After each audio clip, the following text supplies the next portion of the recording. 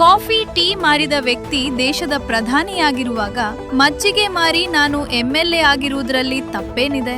ಗಂಡು ಮೆಟ್ಟಿದ ನಾಡು, ಗಂಡಸಿ ಹೋಬಳಿಯ ಗಂಡೆದೆಯ ಮಗ ನಾನು.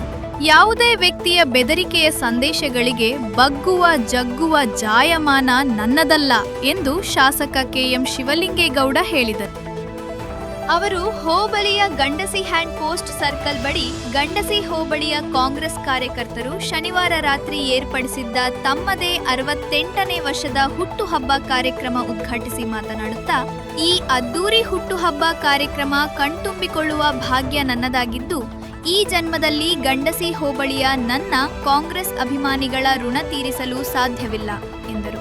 ಗಂಡಸಿ ಕೃಷಿ ಪತ್ತಿನ ಸಹಕಾರ ಸಂಘದ ನಿರ್ದೇಶಕನಾಗಿ ನನ್ನ ರಾಜಕೀಯ ಜೀವನ ಪ್ರಾರಂಭವಾಗಿ ನಂತರ ಬಾಗೇಶಪುರ ಕ್ಷೇತ್ರದ ಜಿಲ್ಲಾ ಪಂಚಾಯಿತಿ ಸದಸ್ಯನಾಗಿ, ಗಂಡಸಿ ವಿಧಾನಸಭಾ ಕ್ಷೇತ್ರದಲ್ಲಿ ಸ್ಪರ್ಧಿಸಿ ಪರಾಜಿತನಾಗಿ, ರಾಜಕೀಯ ಜೀವನದ 7 ಬೀಳುಗಳ ನಡುವೆ 4 ಬಾರಿ ಶಾಸಕನಾಗಿ ಭಾರೀ ಬಹುಮತದಿಂದ ಅರಸೀಕೆರೆ ಕ್ಷೇತ್ರದ ಮತದಾರರು ನನ್ನನ್ನು ಆಯ್ಕೆ ಮಾಡಿದ್ದು, ನನ್ನ ಆರಾಧ್ಯ ದೈವ ಶ್ರೀ ವೇಣುಗೋಪಾಲ ಸ್ವಾಮಿಯ ಮೇಲೆ ಆಣೆ, ಕರ್ನಾಟಕ ರಾಜ್ಯದಲ್ಲೇ ಅರಸೀಕೆರೆ ವಿಧಾನಸಭಾ ಕ್ಷೇತ್ರವನ್ನು ಮಾದರಿ ಕ್ಷೇತ್ರವನ್ನಾಗಿ ಮಾಡುವ ಗುರಿ ನನ್ನದು.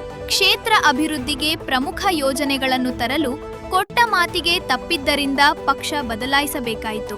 ಬಹಿರಂಗವಾಗಿ ಹೇಳಿಕೆ ನೀಡಿ ಜೆಡಿಎಸ್ನಿಂದ ಹೊರಬಂದಿದ್ದು, ಈ ಬಾರಿ ಜೆಡಿಎಸ್ ಪಕ್ಷ ಅಧಿಕಾರಕ್ಕೆ ಬರುವುದಿಲ್ಲ ಎಂಬುದು ನನಗೆ ತಿಳಿದಿದ್ದು, ನನ್ನ ಕ್ಷೇತ್ರದ ಅಭಿವೃದ್ಧಿಗೆ ಅನುದಾನ ಯೋಜನೆಗಳನ್ನು ತರಲು ಕಷ್ಟವಾಗುತ್ತದೆ ಎಂಬ ಕಾರಣದಿಂದ ಕಾಂಗ್ರೆಸ್ ಪಕ್ಷ ಸೇರಬೇಕಾಯಿತು ಎಂದರು.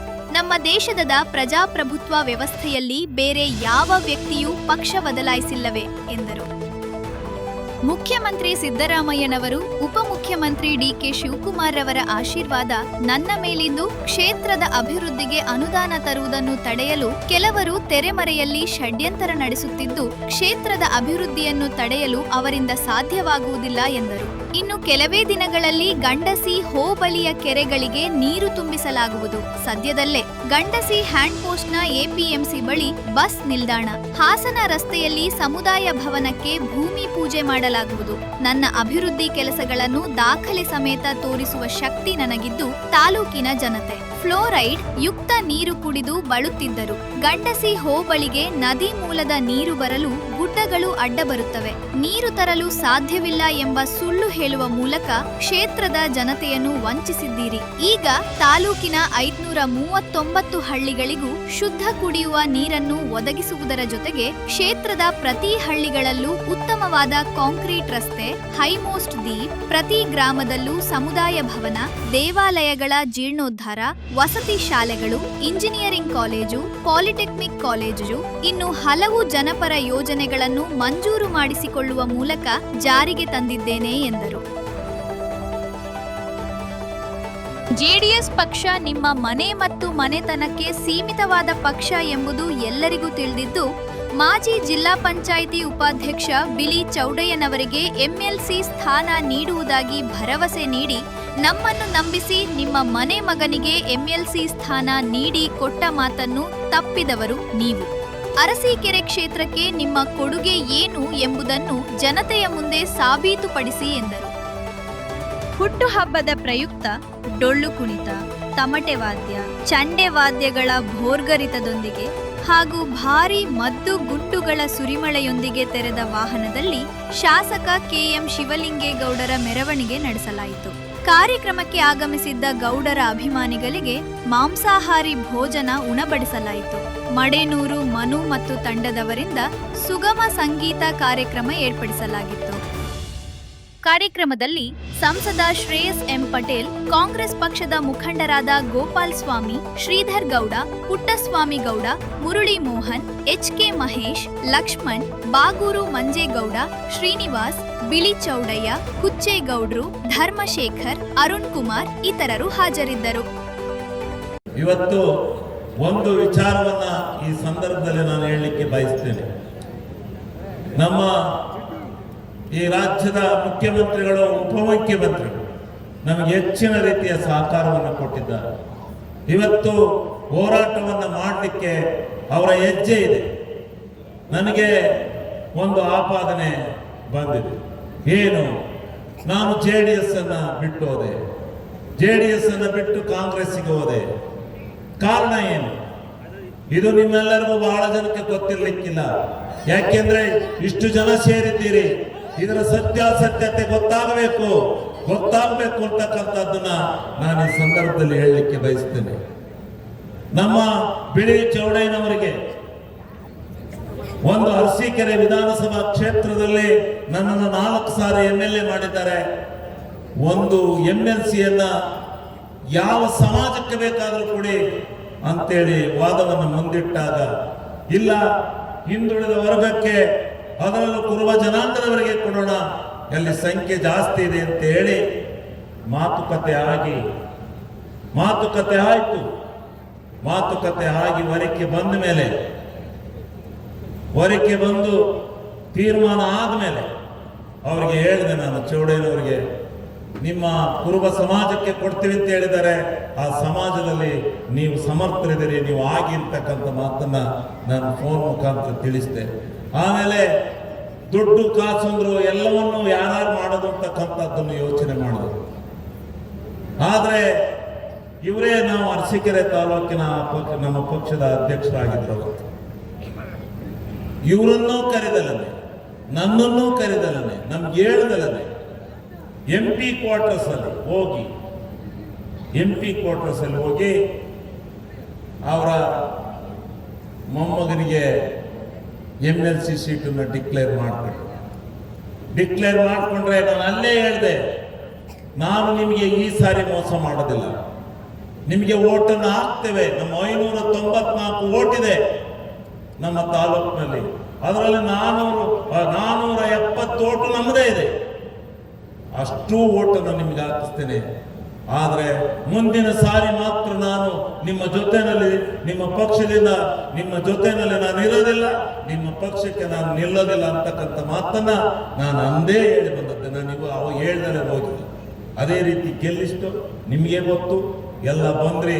ಇವತ್ತು ಯಾರು ಅಲ್ಲಿದ್ರು ಅಲ್ಲೆಲ್ಲ ನನ್ನ ಜೊತೆ 10% ಉಳ್ಕೊಂಡಿರ್ಬೇಕಷ್ಟೇ. ಇನ್ನು ಯಾರಾದ್ರೂ ಉಳ್ಕೊಂಡಿದ್ರೆ ಅದು ಈ ಹೋಬಳಿಲಿ 10% ಉಳ್ಕೊಂಡಿರ್ಬೇಕು. ಅಷ್ಟೇನಂದ್ರಿ, ಅದರಲ್ಲಿ ನೀರು ಬರಲ್ಲ, ನೀನು ಆ ಸಭೆಗೆ ಹೋಗ್ಬೇಡ ಅಂತ ಹೇಳಿದ್ರು. ಇದು ಯಾರೋ ಒಂದು ಸ್ವಲ್ಪ ಇದರಿಂದ ನಿಂತಿದೆ. ಕೇವಲ ಇಡೀ 150ರಿಂದ 200 ಕೋಟಿ ಹಣವನ್ನ ಮೊನ್ನೆ ಅರಸೀಕೆರೆಗೆ ಮುಖ್ಯಮಂತ್ರಿಗಳು ಬಂದು, DK ಶಿವಕುಮಾರ್ ಅವರು ಬಂದು ಅವತ್ತು ಹಣವನ್ನು ಕೊಟ್ಟು ಹೋಗಿದ್ದಾರೆ. ಈಗ ಟೆಂಡರ್ ಆಗಿದೆ.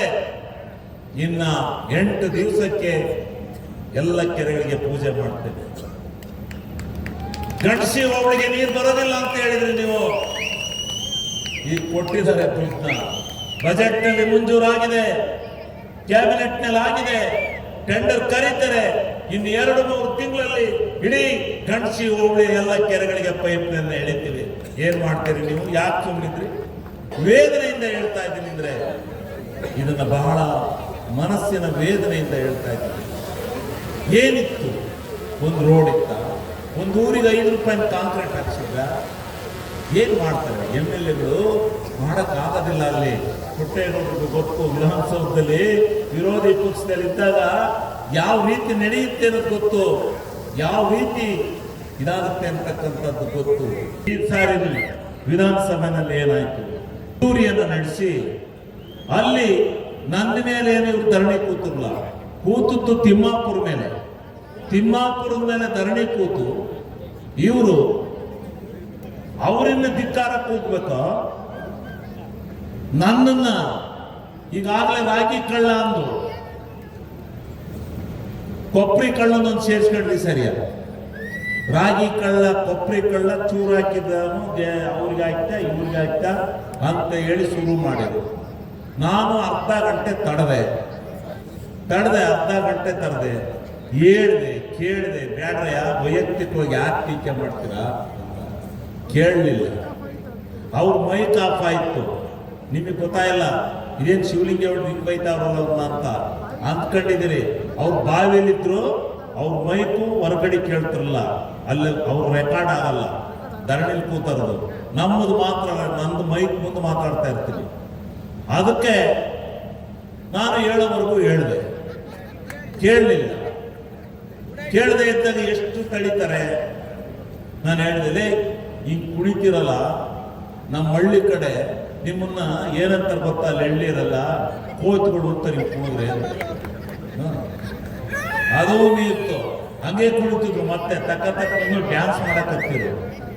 ಡ್ಯಾನ್ಸ್ ಮಾಡಕತ್ತಿದ್ಮೇಲೆ ನಮ್ಮ ಕಡೆ ಇನ್ನೂ ಹೆಚ್ಚಿಗೆ ಕುಣಿದ್ರು ಏನಂತಾರೆ ಗೊತ್ತಾ, ನಾಯಿ ಕಡೆ ಅಂತಾರೆ ಅಂತೆ, ನಾಯಿಗಳಿಗೆ ಕಡೆ ಅಂತಾರೆ ಅಂತೆ. ಅದಕ್ಕೂ ನೀರು ಏನಂತಾರೆ ಗೊತ್ತಾ, ಹೇಳೋರ್ಗು ಹೇಳಿ ನೋಡ್ತಾರೆ, ನಿಮ್ ಜಲ ಕೊಟ್ಟು ಬೆಂಕಿ ಹಾಕಿ ಹೋಗಿರ್ತಾರೆ. ಇದಕ್ಕೂ ಹೇಳು, ಇನ್ನೇನು ಅವನಿಗೆ ಪೂಜೆ ಹೋಗ್ಬಿಟ್ಟು ಇಲ್ಲ ಕಣ್ರಪ್ಪ ನನ್ನ ಮೇಲೆ ಕೂಗಬೇಡಿ ಅಂತೇಳಿ ಈ ನಮಸ್ಕಾರ ಆಗ್ತದೆ. ಈ ಗಂಡಸಿಯ ಗಂಡನ ನಾಡಿನಲ್ಲಿ ನೆಟ್ಟಿನ ಗೆದ್ದಿದ್ದೇನೆ, ಕನಸಿ ನಾಡಿನಲ್ಲಿ ಗೆದ್ದಿದ್ದೇನೆ. ನನಗೆ ಈ ಗಂಡಸಿ ಅಂದ್ರೆ ಗಂಡು ಮೆಟ್ಟಿನ ನಾಡು. ಈ ಗಂಡಸಿ ಅಂದ್ರೆ ಈ ನಾಡಿನಲ್ಲಿ ಹುಟ್ಟಿರ್ತಕ್ಕಂಥವ್ರು. ನಾನು ನಿಮಗೆ ಹೆದರಿ ರಾಜಕಾರಣ ಮಾಡುವಂಥವ್ರಲ್ಲ. ಅದಕ್ಕೆ ಪ್ರತಿ ಸವಾಲು ಹಾಕಿ ಅವ್ರಿಗೆ ಏನು ಇದು ಮಾಡಬೇಕು, ಅವ್ರು ಏನು ಕೂಗಿದ್ರು, ಯಾರು ಹೇಳ್ಕೊಡ್ತಾ ಇದ್ರು ಅಂತ ನನಗೆ ಅವರಿಗೆಲ್ಲ ಬಿಜೆಪಿ ಗೊತ್ತಿದ್ರು ನನ್ನ ಅಂತ ಕಳ್ಳ ಇಂಥ ಕಳ್ಳ ಅಂತ. ಇವರಿಗೆ ಗೊತ್ತದ್ದು ಕೆಲವು ಜನಕ್ಕೆ. ಇವ್ರು ಹೇಳಿ ಕೊಡ್ತಿದ್ರು, ಚೀಟಿ ಬಂದು ಕೊಡ್ತಿದ್ರು, ಆ ಚೀಟಿ ಹಿಡ್ಕೊಂಡು ಇವ್ರು ಕೂಗ್ತಿದ್ರು. ಆದ್ರಿಂದ ನಾನೇನು ಅಷ್ಟು ಇದಕ್ಕಲ್ಲ. ಇದು ಗಂಡಸಿ ಸಂತೆ ಭಾಷೆ ತಗತ್ತಿ ನೋಡಿ. ಈಗ ಗಂಡಸಿದ ನಮ್ಮ ಸಂತೆ ಭಾಷೆ ಗೊತ್ತಿದೆ. ಗಂಡಸಿದಲೇ ಎಲ್ಲ ಬಾಲಲ್ಲಿ ಇತ್ತಲೇ ಕರೆಯೋದು, ಅದನ್ನೇ ತಗತ್ತಿ ನೋಡಿ ಕೇಳಿ ಹೆಂಗೆ ಅನ್ನಬೇಕು ಹಂಗೆ ಅಂದಿದ್ದೀನಿ. ನಾನೇನು ಇದು ಇಲ್ಲ. ಆದರೆ ಒಂದು ಹೆಣ್ಣಿನ ಮಗಿನ ಬಗ್ಗೆ ಮಾತಾಡಿದಾಗ ಅವನು ಹಂಗೆ ಕುಳಿತಿದ್ದ. ಅದಲ್ಲೇ ನೀನು ಹೆಂಡತಿಂದ ನೀನು ಇದಾಗಿರಿಕಲ್ಲ ಅಂತ ಹೇಳಿದೆ. ಅದಕ್ಕೆ ಆಗಲೇ ಕ್ಷಮೆ ಕೇಳಿದ್ದೀನಿ ನಾನು. ಇನ್ನಿವ್ರು ಯಾರಿಗೂ ನಾನು ಕ್ಷಮೆ ಕೇಳೋ ಪೊಸಿಷನ್ ಇಲ್ಲ, ನನಗೇನಿಲ್ಲ. ಆದರೆ ಇವತ್ತಿನ ಸಂದರ್ಭದಲ್ಲಿ ಈ ಗಂಡಸಿ ಹೋಬಳಿಯ ಎಲ್ಲ ಇದನ್ನು ನಾವು ಮಾಡೋಣ. ನಿಮಗೆ ಮತ್ತೊಮ್ಮೆ ನನ್ನ ಶಿರಸ್ರಾಷ್ಟಾಂಗ ಪ್ರಣಾಮಗಳನ್ನು ಮಾಡ್ತೇನೆ. ಇಂಥ ಇದೇ ಜಾಗದಲ್ಲಿ ಚಡ್ಡಿ ಹಾಕಿ ತಿರುಗಿದ ನಾವು, ಚಡ್ಡಿ ಹಾಕಿ ತಿರುಗಿದ ಜನ ನಾವು, ನಮ್ಮನ್ನ ಇಷ್ಟೊಂದು ಜನ ಇಷ್ಟೊಂದು ಅದ್ದೂರಿಯಾಗಿ ಸನ್ಮಾನಿಸ್ತೀರಿ, ನನ್ನ ಹುಟ್ಟಿದ ಹಬ್ಬವನ್ನು ಆಚರಣೆ ಮಾಡ್ತೀರಿ ನೀವು ಅಂತ ಹೇಳಿದರೆ ನನಗೆ ಆಶ್ಚರ್ಯ. ನನಗೆ ನಮ್ಮ ಊರಿನಲ್ಲಿ ನಾನು ಹುಟ್ಟಿದಾಗ ನಮ್ಮ ಗೋಪಾಲಯ್ಯನವರು ಅಂತ ಒಬ್ಬರು ಗೋಪಾಲಯ್ಯನವರು ಬೆಟ್ಟಕ್ಕೆ ಹೋಗಿ ಒಂದು ಮಗು ಹುಟ್ಟಿದ್ರೆ ನಮ್ಮ ಅಜ್ಜಿಗೆ ಹೇಳಿದ್ರು. ನಮ್ಮ ಅಜ್ಜಂಗೆ ಅಂತ ಇರೋದು ಯಾವಾಗಲೂ, ನೀನು ಇದಾಕಿ ಅಂದ್ಕೊಂಡ ಗೋಪಾಲ ಹೇಳೇನೆ ಅಂತ ಹೇಳ್ತಾ ಇರೋದು ನಮ್ಮ ಅಜ್ಜ ನಮ್ಮಯ್ಯ. ಹಂಗೆ ಆ ಶಾಸ್ತ್ರದಲ್ಲಿ ಬಂದಿರ್ತಕ್ಕಂಥವನು ಶಿವರಾತ್ರಿ ಹಬ್ಬದ ದಿವಸ ಹುಟ್ಟಿದವನು. ಅದಕ್ಕೆ ನನಗೆ ಶಿವಲಿಂಗೇಗೌಡ ಅಂತೇಳಿ ಹೆಸರಿಟ್ಟಿದ್ದಾರೆ. ಆ ಶಿವನ ಆಶೀರ್ವಾದದಲ್ಲಿ ಶಿವನ ಆಶೀರ್ವಾದದಲ್ಲಿ ಹುಟ್ಟಿದ್ದೇನೆ. ಯಾರು ನಾನು ಪ್ರಾಮಾಣಿಕವಾಗಿದ್ದೇನೆ ಅಂತಕ್ಕಂಥ ಮಾತನ್ನ ಈ ಸಂದರ್ಭದಲ್ಲಿ ಹೇಳಿ, ಯಾರ್ಯಾರ ಏನೇನೋ ಏನಂತದ ಬಂದಿದೆಯಲ್ಲ ವಾಟ್ಸಪ್ಪು, ಅದು ನನಗೆ ಗೊತ್ತಾಗಲ್ಲ. ವಾಟ್ಸಪ್ಪು ಅವ್ರು ಹಾಕ್ತಾರೆ, ಯಾರನ್ನ ಕೇಳಿ ತಿಳ್ಕೊತೀನಿ. ಅವರು ಕೊಟ್ಕೊಂಡ್ರೆ ಅವ್ರ ಬಾಯಿ ನೋಯ್ತು, ಕೈ ನೋಯ್ತು, ಅವರ ಇದು ನೋಯ್ತು. ಅದಕ್ಕೆ ನಾನು ತಲೆ ಕೆಡಿಸಿಡಲ್ಲ. ಇನ್ನು ಮುಂದೆ ಯಾರಿಗೂ ನಾನು ಪ್ರತಿಕ್ರಿಯೆ ಕೊಡಕ್ಕೆ ಹೋಗಲ್ಲ. ಆದರೆ ನನ್ನ ಕ್ಷೇತ್ರದ ಜನ ಮತ್ತು ಕೆಲವು ನಮ್ಮ ರಾಜ್ಯದ ಮುಖಂಡರುಗಳು ನನಗೊಂದು ಸಲಹೆ ಕೊಟ್ಟಿದ್ದಾರೆ. ಏನು, ನೀನು ಯಾರಾದರೂ ನಿನ್ನನ್ನು ಅಂದರೆ ನೀನು ಷಡನ್ ಅಂತ ಪ್ರತಿಕ್ರಿಯಿಸೋದು ಬೇಡ. ಎಷ್ಟು ಯಾವ್ಯಾವ ಥರದ ಭಾಷಣ ಮಾಡ್ತಾರೆ. ನನ್ನ ಮುಖ್ಯಮಂತ್ರಿಯನ್ನೇ ನೀನು ಅನರ್ಹ ಮುಖ್ಯಮಂತ್ರಿ ಅಂತೇಳಿ ನೀನು ಅವನು ತಿಳ್ಕೋಬೇಕು. ಸುಮ್ಮ ಕೂತರು ಅಲ್ಲ ಎದುರಿಗೆ ನೀನು ಬೈತದ್ದಂಗೆ ಇಲ್ಲಣ್ಣ ಕಳ್ಳ ಸುಳ್ಳ ಅಂತೇಳಿ ಬೈದಿದ್ರೆ ನಾನು ಎದುರ್ತೀನಲ್ಲ. ಇವೆಲ್ಲ ಬೈ ಕೇಳಿ ಕಳ್ಳ ಇಂತ ಹೇಳಿ ಕುಣಿತಾರಲ್ಲ ತಕ್ಕ ಸರಿಯಾ ಅಂತೇಳಿ ಇದು ಮಾಡಿದೆ.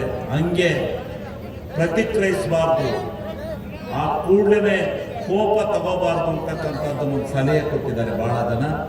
ಅದನ್ನ ನೀವು ಕೊಟ್ಟಿರ್ತಕ್ಕಂಥ ಈ ಸನ್ಮಾನ ಸಮಾರಂಭದಲ್ಲಿ, ಈ ನನ್ನ ಹುಟ್ಟು ಹಬ್ಬದ ಆಚರಣೆಯ ದಿವಸ ನಾನು ಇವತ್ತು ನಿಮ್ಮೆಲ್ಲರಿಗೂ ಕ್ಷಮೆ ಕೇಳಿ ಇನ್ನು ಮುಂದೆ ನಾನು ಯಾವುದೇ ಸಿಟ್ಟನ್ನು ಮಾಡ್ಕೊಳ್ಳೋದಿಲ್ಲ. ನಮ್ಮ ಕಾರ್ಯಕರ್ತರು ಇದೊಂದನ್ನು ನನಗೆ ಹೇಳ್ತಿರ್ತಾರೆ, ಇನ್ನೆಲ್ಲ ಸರಿಯಪ್ಪ ಷಡನ್ ಅಂತ ಬೈದ್ಬಿಡ್ತಾರೆ ಅಂತೇಳಿ ಹೇಳ್ತಿದ್ರು. ಇವತ್ತು ಈ ಜಾಗದಲ್ಲಿ ಅದನ್ನ ಬಿಟ್ಟಿದ್ದೀನಿ. ನೀವೆಲ್ಲ ಚಪ್ಪಾಳೆ ಹೊಡಿಬೇಕಿಲ್ಲ, ಬಿಟ್ಟಿದ್ದೀರಿ. ಮುಂದೆ ನಾನು ಆ ಕೆಲಸ ಮಾಡೋದಿಲ್ಲ. ಅದೊಂದು ವೀಕ್ನೆಸ್ ನನ್ನ ಹತ್ರ ಇತ್ತು. ಇನ್ನೆಲ್ಲವೂ ಸರಿ ಅಣ್ಣ ನಿಂದು. ಅದೊಂದು ಕ್ಷಣನ್ ಅಂತ ಅಂದ್ಬಿಡ್ತೀಯ, ನಮಗೆ ಒಂಥರ ಕುತ್ಕೊಂಡ ಜನ ಕರ್ಕೊಂಡು ಬರ್ತೀವಿ. ನೀನು ಹೇಳೋ ನಿಜ ಹೇಳ್ತೀಯ, ನಿಜ ನೀನು ನಿಜ ಹೇಳಿದ್ದು ನಮ್ಗೆ ಹೊಡೆದಂಗೆ ಆಗ್ತಿರುತ್ತೆ. ಸ್ವಲ್ಪ ಹಿಂಗೆ ತಿರುಗಿಸಿ ಹೇಳೋದು ಕಲ್ತ್ಕೊಳ್ಳೋಣ ಅಂತೇಳಿ ಹೇಳ್ತಾರೆ ನಾವು ಮಕ್ಕಳು ಆಚೆ ಕಡೆ ಹೋದ್ಮೇಲೆ. ಹಂಗೆ ಈಗ ಅದನ್ನ ಬೇಡ, ಸುಳ್ಳು ಹೇಳಿ ರಾಜಕಾರಣ ಮಾಡೋದು ಬೇಡ, ಸತ್ಯನೇ ಹೇಳಿಕೊಂಡು ಮಾಡೋಣ. ಇವತ್ತಿನ ಈ ಸಭೆಯಲ್ಲಿ ಇನ್ನು ಮುಂದೆ ನನಗೇನು ಒಂದು ದೌರ್ಬಲ್ಯ, ಒಂದು ಆಪಾದನೆ ಇತ್ತು. ಶಿವಲಿಂಗೇಗೌಡರು ಓದಿದಾಗ ಸಿಟ್ಕತ್ತಾರೆ ಅಂತ ಕೇಳೋನು ಕೇಳಿದಾಗ ಬಹಳ ಪ್ರೀತಿಯಿಂದ ಮಾತಾಡಿಸಿ ಎಲ್ಲ ಮಾಡ್ಕೊಟ್ಟು ಕಳಿಸ್ತೀನಿ. ಆದರೆ ಆಗದೇ ಇರೋ ಕೇಳಿದಾಗ ಸ್ವಲ್ಪ ಸಿಟ್ಟು ಬತ್ತಿತ್ತು. ಇನ್ನು ನಂಗೆ ಸಿಟ್ಟು ಮಾಡ್ಕೊಳಲ್ಲ. ಆ ಸಿಟ್ಟನ್ನ ಇವತ್ತಿಗೆ ಬುಟ್ಟೆ ಅಂತ ಹೇಳಿ ತಿಳ್ಕೊಳ್ಳಿ. ಇನ್ನಾಗಿಂದ ನಾವು ಪುಟ್ಟೇಗೌಡರು ಹೇಳ್ದಂಗೆ ಮುಂದಿನ ವಿಧಾನಸಭೆಯಲ್ಲಿ 7 ಜನ ಶಾಸಕರನ್ನ ನಾನು ವಿಧಾನಸಭೆಗೆ ಕರ್ಕೊಂಡು ಹೋಗ್ಬೇಕ್ರೆ ಶಿವಲಿಂಗೇಗೌಡರನ್ನ ಕರೆಬೇಡಿ. ಚಾಲೆಂಜ್ ಕೊಡ್ತೀನಿ. ಎಲ್ಲರನ್ನ ರಾಜಿ ಮಾಡಿಕೊಂಡು ಎಲ್ಲರನ್ನ ಒಗ್ಗಟ್ಟಿನಿಂದ ನಾವು ತಗೊಂಡೋಗ್ತಕ್ಕಂಥ ಕೆಲಸವನ್ನು ನಾವು ಮಾಡ್ತೇವೆ. ಪ್ರಾಮಾಣಿಕವಾಗಿ ಮಾಡ್ತೇನೆ. ಹೋರಾಟ ಹಗಲು ರಾತ್ರಿ ಮಾಡ್ತೇನೆ. ಯಾವ ಜಿಲ್ಲೆನಲ್ಲಿ ಒಂದು ಶಕ್ತಿ ಬೆಳಿಬೇಕು ಅಂತ ಇತ್ತು, ಆ ಶಕ್ತಿಯನ್ನು ಬೆಳಿಲಿಕ್ಕೆ ಹೊಂಟೆ. ಸ್ವಲ್ಪ ಅಡಚಣೆ ಆಗಿದೆ.